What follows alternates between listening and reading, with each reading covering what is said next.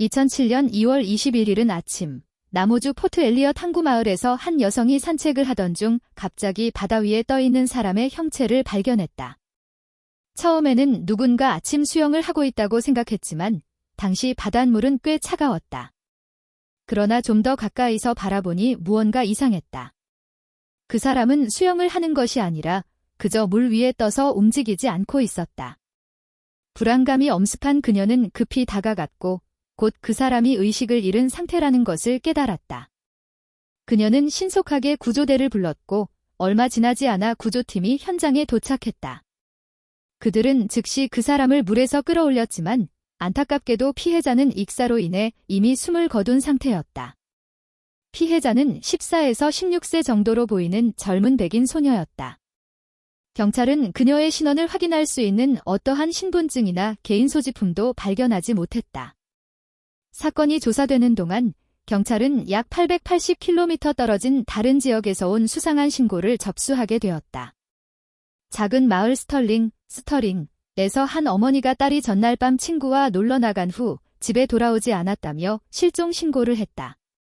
실종된 소녀는 15세의 카오리 라이언이었다.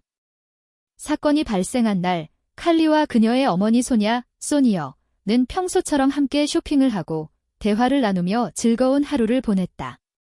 그러나 어머니는 딸이 평소와 달리 기분이 가라앉아 있는 듯한 것을 눈치챘다. 그녀가 무슨 일이 있냐고 묻자 칼리는 잠시 머뭇거리더니 조심스럽게 말했다. 엄마, 오늘 밤 친구 집에서 자고 가도 될까요? 소냐는 딸이 숙제를 다 끝냈는지 물었고 칼리가 모든 것을 마쳤다고 확인하자 외박을 허락했다. 칼리는 기쁜 마음으로 짐을 챙기고 집을 나서기 전 어머니를 꼭 껴안았다. 그런데 이상한 점은 칼리는 그날 어머니를 3번이나 꼭 안았고 평소보다 더욱 강하게 안겼다는 것이었다. 소냐는 뭔가 불안한 느낌이 들었지만 별다른 생각을 하지는 않았다. 다음 날 아침 칼리가 집에 돌아와야 할 시간이 되었음에도 아무 소식이 없었다. 시간이 점점 지나면서 소냐는 점점 더 걱정되기 시작했다. 그녀는 딸에게 여러 차례 전화를 걸었지만 연결되지 않았고 급히 딸의 친구들에게 연락하여 상황을 확인했다. 그때 소냐는 믿을 수 없는 사실을 듣게 되었다. 칼리의 친구가 충격적인 진실을 털어놓았다. 사실 칼리는 우리 집에서 자지 않았어요. 소냐는 순간 얼어붙었다. 친구의 증언에 따르면 칼리는 분명 집에 왔지만 얼마 지나지 않아 다른 약속이 있다며 갑자기 나가버렸다고 했다. 이 사실을 들은 소냐는 곧바로 경찰에 실종 신고를 했다. 한편 경찰은 같은 시간 바닷가에서 발견된 신원 불명의 시신을 조사하고 있었다. 익사한 피해자가 14에서 16세의 백인 소녀라는 점에서 경찰은 즉시 칼리와의 관련 가능성을 의심했다. 그들은 소녀에게 연락을 취했고 그녀는 급히 신원 확인을 위해 경찰서로 향했다. 약 1시간 후 소녀는 해변에 도착했다. 그녀의 심장은 세차게 뛰었고 손은 떨렸다. 천천히 다가가 하얀 천으로 덮인 시신 앞에 섰다. 경찰은 그녀에게 천을 걷어 얼굴을 확인해도 된다고 했지만 그녀의 시선은 먼저 익숙한 한 곳에 멈추었다. 움직이지 않는 손, 그리고 연한 분홍색으로 칠해진 손톱. 그것은 바로 어제 그녀와 딸 칼리가 함께 골랐던 손톱 색깔이었다. 순간 소냐는 숨이 막힐 듯한 고통과 절망감에 휩싸였다. 얼굴을 확인할 필요도 없었다. 그녀는 한눈에 알아차렸다. 눈앞에 누워있는 사람은 칼리였다. 소냐는 절망 속에서 오열했다. 그러나 왜 칼리가 집에서 무려 880km나 떨어진 낯선 바닷가에서 숨진 채 발견된 것일까? 경찰은 즉시 수사에 착수했다. 하지만 칼리의 친구들은 그녀가 성실하고 착한 학생이었으며 누구와도 원한을 맺지 않는 아이였다고 입을 모아 말했다. 그녀를 해칠 이유가 있는 사람이 떠오르지 않아요. 경찰은 칼리 주변 인물들을 철저히 조사했지만 그 어떤 용의자도 찾아낼 수 없었다. 그렇다면 도대체 칼리 라이언에게 무슨 일이 있었던 것일까? 경찰은 칼리의 지인들 중에서 용의자가 나오지 않자 사건 현장 조사에 집중하기로 했다. 그들은 칼리의 시신이 발견된 호스슈베이, 호어스슈베이, 해변 인근에서 확보한 모든 CCTV 영상을 분석하기 시작했다. 그리고 결정적인 장면이 발견되었다. 영상 속에서 칼리는 2월 19일 저녁, 즉 시신이 발견되기 하루 전, 홀로 어딘가를 향해 걷고 있었다. 시간은 저녁 7시경. 그러나 그녀는 혼자가 아니었다. 한 명의 목격자가 경찰에 증언했다. 칼리는 2명의 남성과 함께 있었습니다. 한 명은 약 50세의 중년 남성. 다른 한 명은 10대 후반으로 보이는 젊은 남성이었다. 그리고 밤 10시, 또 다른 CCTV 영상에서 두 남성이 한 대의 파란색 SUV 차량을 타고 떠나는 모습이 포착되었다. 하지만 칼리는 함께 있지 않았다. 경찰은 즉시 차량을 추적하려 했지만 화질이 너무 낮아 번호판을 확인할 수 없었다. 그럼에도 불구하고 두 남자가 칼리의 실종과 죽음에 대한 중요한 단서를 쥐고 있음은 분명했다. 수사가 난항을 겪는 가운데 칼리의 어머니 소냐는 경찰에게 중요한 정보를 제공했다. 그녀는 칼리가 생전에 한 50대 남성에게 괴롭힘을 당한 적이 있었다는 것을 밝혔다. 더욱이 그 남성은 비극이 발생하기 전 칼리에게 협박 메시지까지 보냈다. 이 남자는 누구이며 과연 그가 칼리의 죽음과 어떤 연관이 있는 것일까? 15살 소녀가 50대 남성과 관계가 있다고. 둘 사이의 관계는 대체 무엇일까? 알고 보니 그 남자는 바로 칼리의 남자친구의 아버지였다. 경찰은 즉시 칼리의 이메일 기록을 조사하고 IP 주소를 추적하기 시작했다. 조사가 진행되면서 경찰은 수상한 남성인 쉐인의 거주지를 확인했다. 현장에 도착한 경찰은 중요한 단서를 발견했다. 파란색 SUV 차량. CCTV 영상에서 포착된 그 차량이 바로 쉐인의 집 앞에 주차되어 있었던 것이다. 이 사실을 확인한 경찰은 쉐인이 칼리 사건과 깊이 관련되어 있을 가능성이 크다고 판단했다. 즉시 경찰은 쉐인의 집으로 들어가 그와 함께 있었던 중년 남성과 젊은 남성을 체포했다. 이로써 사건이 해결되는 듯 보였지만 예상치 못한 충격적인 사실이 밝혀지면서 수사는 완전히 다른 방향으로 흘러가게 되었다. 칼리의 남자친구와 그의 아버지에 대한 진실. 칼리는 나모주 스터링이라는 작은 마을에 살고 있었다. 그곳의 인구는 약 2,500명 정도로 직접 만나 사귈 수 있는 친구들이 많지 않았다. 사교적이고 활발한 성격의 칼리는 온라인에서 새로운 사람들을 만나고 싶어 했다. 당시 그녀는 마이스페이스라는 SNS를 자주 이용했다. 마이스페이스는 페이스북이 유행하기 전 10대들 사이에서 매우 인기가 많았던 플랫폼이었다. 그리고 바로 이곳에서 칼리는 운명적인 한 사람을 만나게 된다. 운명처럼 다가온 한 사람.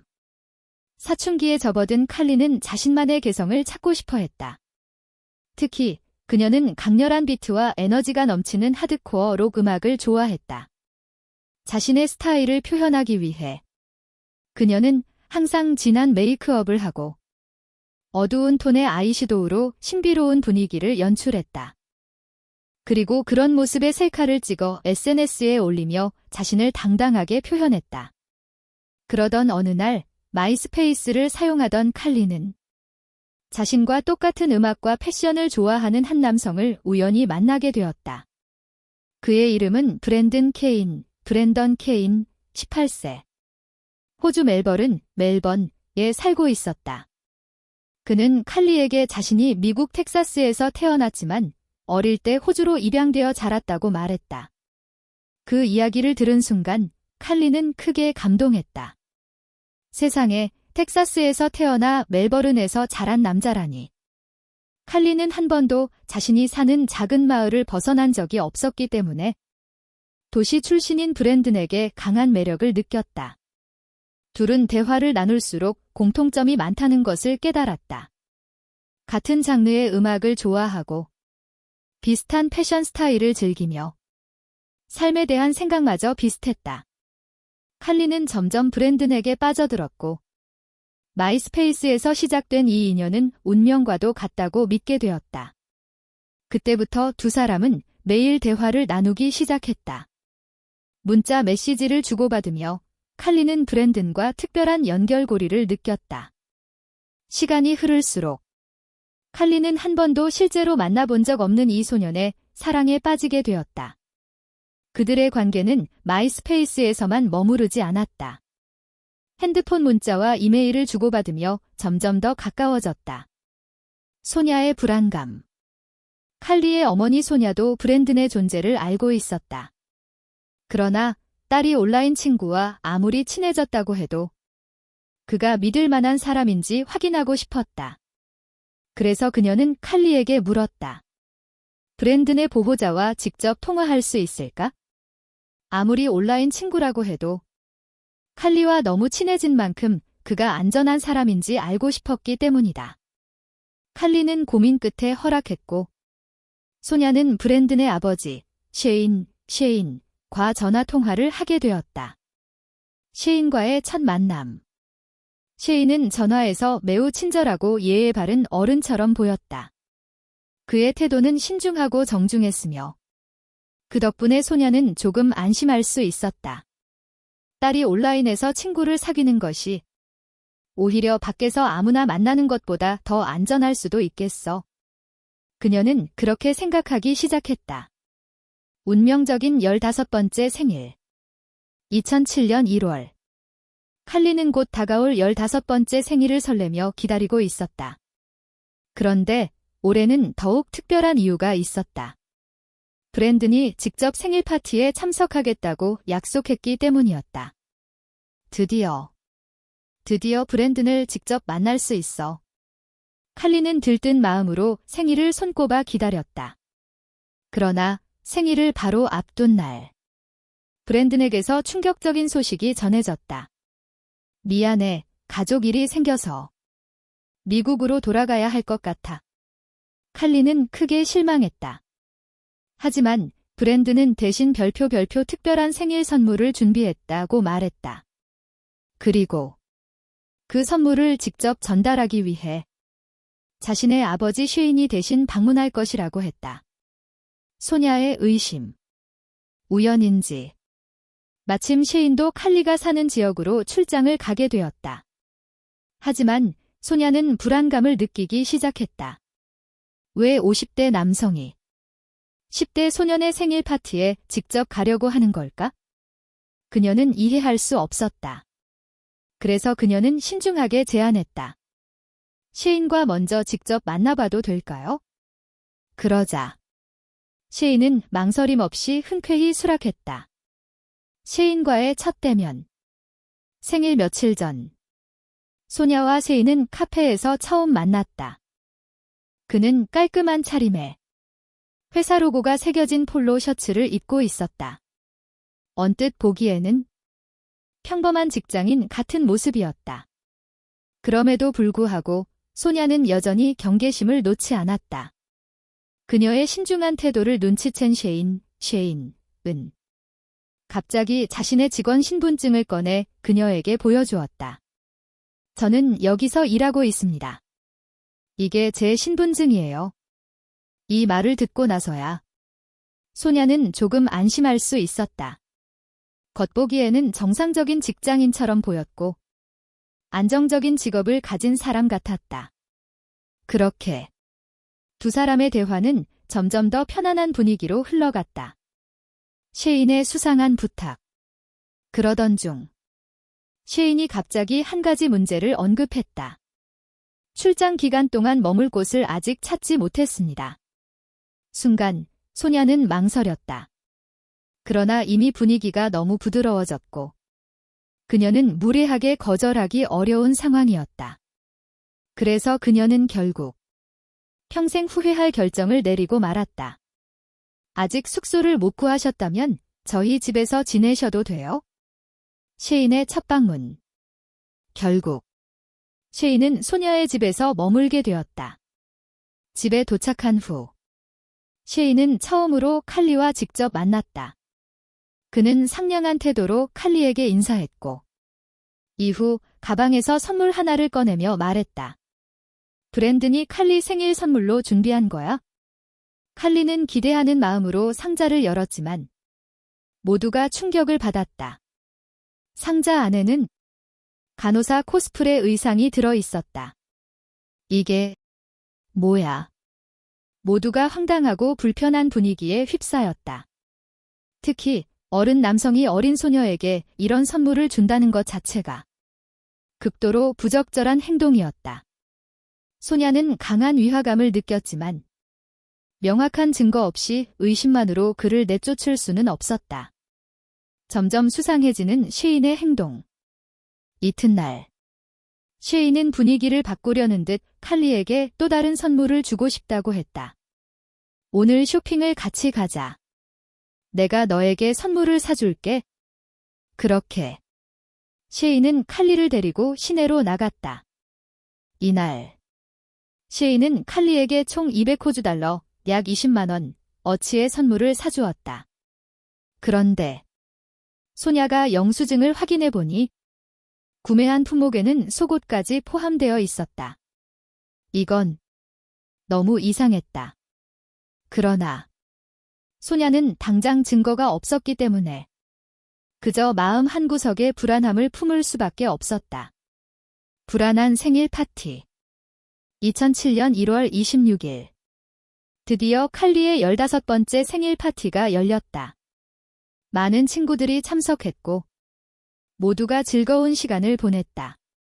하지만 그날 밤 쉐인의 행동은 더욱 이상해졌다. 그는 칼리를 계속해서 뚫어져라 쳐다보았다. 거의 눈을 떼지 않고 그녀를 주시했다. 그리고 칼리가 남자친구들과 대화하는 순간 쉐인은 그녀에게 다가가 이상한 말을 건넸다. 브랜든이 이 모습을 보면 너무 슬퍼할 거야. 이건 말도 안 되는 집착과 통제적인 발언이었다. 점점 쉐인의 행동이 위험해지고 있었다. 그렇게 불편한 분위기 속에서도 생일 파티는 계속되었다. 하지만 아무도 몰랐다. 이것이 칼리 라이언의 마지막 생일이 될 것이라는 사실을. 충격적인 아침. 파티가 끝나고 다음 날 아침. 칼리의 어머니 소냐는 평소처럼 딸을 깨우러 갔다. 그러나 그녀가 목격한 장면은 충격적이었다. 쉐인과 칼리가 같은 침대에서 함께 누워 있었던 것이다. 비록 둘 다 옷을 입고 있었지만 한 이불을 덮고 있다는 사실만으로도 충분히 부적절했다. 소냐는 분노에 휩싸였다. 그녀는 즉시 쉐인을 집에서 내쫓았다. 쉐인은 불만을 터뜨리며 화를 내다가 문을 세게 닫고 떠났다. 칼리가 밝힌 충격적인 진실. 그러나 더 충격적인 사실은 그 후 칼리가 어머니에게 한 고백이었다. 어젯밤 쉐인이 내 방에 들어왔어요. 그 사람은 나에게 이상한 행동을 하려고 했어요. 칼리는 그 행동이 잘못된 것이라는 걸 알았지만 브랜든의 아버지라는 이유 때문에 어떻게 해야 할지 몰랐다. 그녀는 만약 쉐인을 화나게 하면 브랜든이 자신에게 실망하거나 떠날까 봐 두려웠다. 그래서 칼리는 정중히 거절하려고 노력했지만 그 순간이 너무 무서웠다고 털어놓았다. 소냐의 분노와 경고. 이 말을 들은 소냐는 격분했다. 어떤 부모가 이런 이야기를 듣고도 가만히 있을 수 있겠는가? 소냐는 즉시 쉐인에게 경고 이메일을 보냈다. 만약 다시 한 번이라도 내 딸에게 접근하거나 연락하면 즉시 경찰에 신고할 것입니다. 쉐인의 도발. 얼마 후 쉐인은 답장을 보냈다. 그러나 그는 잘못을 인정하지 않았다. 오히려 칼리가 거짓말을 하고 있다고 주장하며 분노에 가득 찬 태도로 소냐를 협박했다. 당신은 지금 나를 명예훼손하고 있어? 나는 가만히 있지 않을 거야? 법적으로 대응할 수도 있어? 칼리의 비밀 연락. 그 사건 이후 소냐는 칼리의 인터넷과 휴대폰 사용을 제한했다. 쉐인과 다시 접촉하는 일이 없도록 하기 위해서였다. 그러나 칼리는 여전히 브랜든과 몰래 연락을 하고 있었다. 소냐는 그 사실을 알고 있었지만 문제의 본질이 쉐인에게 있다고 생각했기 때문에 딸을 너무 강하게 제지하지 않았다. 그저 칼리가 안전하기만을 바랐다. 경찰 조사로 드러난 끔찍한 실체. 경찰이 그의 컴퓨터를 조사한 결과 200개 이상의 가짜 SNS 계정이 발견되었다. 그는 다양한 신분으로 위장해 수많은 미성년자들에게 접근했던 것이다. 게다가 경찰은 게리의 수첩에서 충격적인 내용을 발견했다. 그곳에는 그가 접근한 소녀들의 이름, 취향, 연락처, 그리고 그녀들의 개인적인 정보까지 세세하게 기록되어 있었다. 그 목록 속에는 칼리의 정보도 포함되어 있었다. 끔찍한 진실이 밝혀지다. 이제 경찰은 더 이상 이 사건이 단순한 실종이나 사고가 아니라는 것을 확신했다. 칼리 라이언은 계획적으로 조작된 함정에 빠진 것이었다. 게리는 처음부터 마지막까지 철저하게 그녀를 이용하고 조종하려 했던 것이다. 그렇다면 게리의 아들은 이 사건에 연루되었을까? 경찰에 따르면 게리의 아들은 직접적으로 사기 행각에 가담하지 않았다. 가짜 계정을 만들고 피해자들에게 접근한 것은 전적으로 게리 혼자 저지른 일이었다.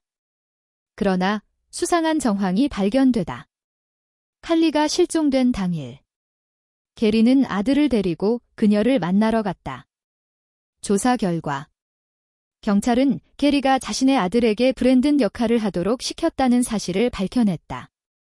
즉, 그는 자신의 아들마저 범행에 이용한 것이다. 결정적인 증거. 경찰이 게리와 그의 아들을 조사하는 과정에서 그들의 신발에서 다량의 모래가 검출되었다. 그리고 분석 결과 그 모래는 칼리의 시신이 발견된 해변의 모래와 완벽히 일치했다. 또한 현장에서 발견된 찢어진 고무장갑을 분석한 결과 그 장갑에서 게리의 DNA가 검출되었다. 하나둘씩 퍼즐이 맞춰지기 시작했다. 그리고 끔찍한 진실이 밝혀졌다. 아들이 밝힌 충격적인 진실. 처음에 게리는 칼리를 만나긴 했지만 그녀를 해치지 않았다고 주장했다. 그러나 그의 아들이 직접 충격적인 증언을 했다. 아버지가 해변에서 칼리를 공격했어요. 그녀는 너무 놀라 쓰러졌고 그 후에도 그는 계속해서 끔찍한 짓을 저질렀어요. 그의 아들은 자신이 아버지를 도와 칼리의 시신을 처리하는 데 가담했지만 사전에 계획된 일인 줄은 몰랐다고 주장했다. 부검 결과 믿을 수 없는 사실이 드러나다. 칼리의 시신을 부검한 결과 그녀는 머리에 단단한 둔기로 강하게 가격당한 흔적이 있었다. 그녀는 최소 6에서 8차례 공격을 당한 것으로 보였다. 그리고 그의 아들이 증언한 내용과 부검 결과가 정확히 일치했다. 그럼에도 불구하고 게리는 끝까지 범행을 부인했다. 터무니없는 변명. 게리는 자신을 변호하며 터무니없는 주장을 펼쳤다. 나는 가짜 신분을 사용했지만 그건 단지 내 사생활을 보호하기 위해서였을 뿐이다. 더욱 황당한 것은 그가 자신이 무성애자라며 어떤 성적 동기도 없었다고 주장한 것이다. 그러나 이 모든 변명은 거짓임이 밝혀졌다. 최후의 판결. 3개월간의 재판 끝에 게리는 강력범죄 및 살인 혐의로 유죄 판결을 받았다. 그는 무기징역을 선고받았으며 29년이 지나야 가석방 심사가 가능했다. 아들의 처벌 여부.